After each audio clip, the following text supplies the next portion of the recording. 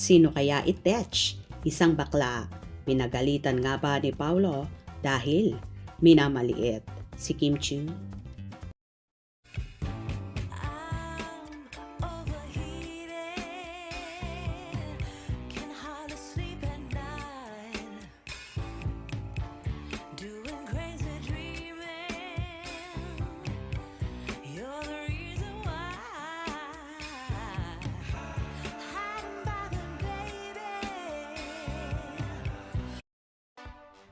Pinagkaguluhan nga ng mga fanay ang post ng isa ring Kim Pao fan tungkol sa isang backlash na pinagalitan daw ni Paulo Avellino dahil masyadong minamaliit si Kim Chiu.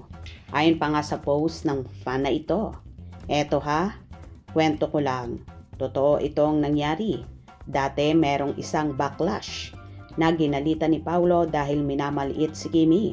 Simula noon, hindi na siya pinaunlakan ni Paulo. Kahit hi, hello, wale, ha ha ha ha, at ang face niya grabe ang kaba at nahilaw bigla. Nung time na yon, ibahin niyo si Paulo, minsan lang yan magsalita, pero matatakot ka. Alam niyo ba parang gusto niya nang maglaho nung time na yon? Ha ha ha ha, ganyan niya kamahal si Kimberly. Agad-agad nga itong umani ng samot-saring reaction sa mga netizens. Mga anak ng Kim Pao alam ito at kilala niya kung sino. Ha ha ha ha. COR. Truth. Pakita nga ng video, di ko napanood eh. Siya pala yung minsan nagko-cover pa rin siya tungkol kay Kimi. Palagi si Jay ang topic niya.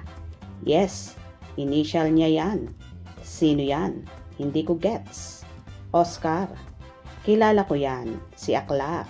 Time pa yon ng What's Wrong with Secretary Kim. Si Akla. Laki ilong. Truth. Kilala ko yon, tinutukoy mo. Ngayon, hindi na pinagpapapansin ng Kim Pao. Si OG, palapit ng mamuro kay Paulo. Galit si OG kay Kim. Ayaw kay Kim magpa-interview sa kanya. Si Shrek.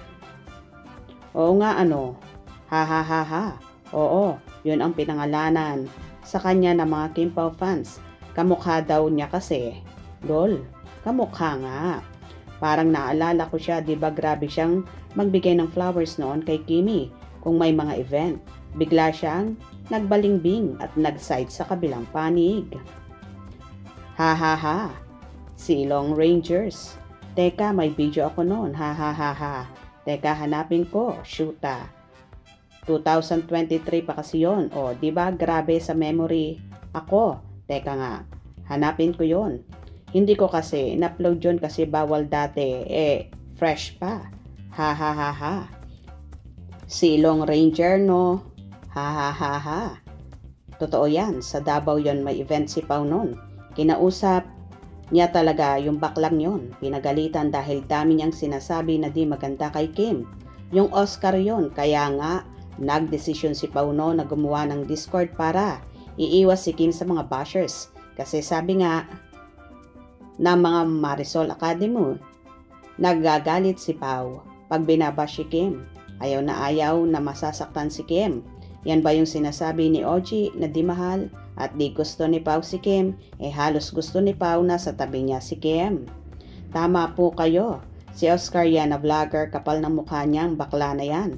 Kita ko video niya. Kinumpronta mismo siya ni Paulo. Harap-harapan talaga.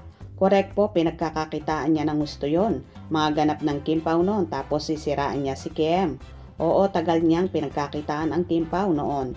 Tapos, nung magkaroon ng palabas si Mata-Mata, na Lavender Fields, grabe ng paninira kay Kim.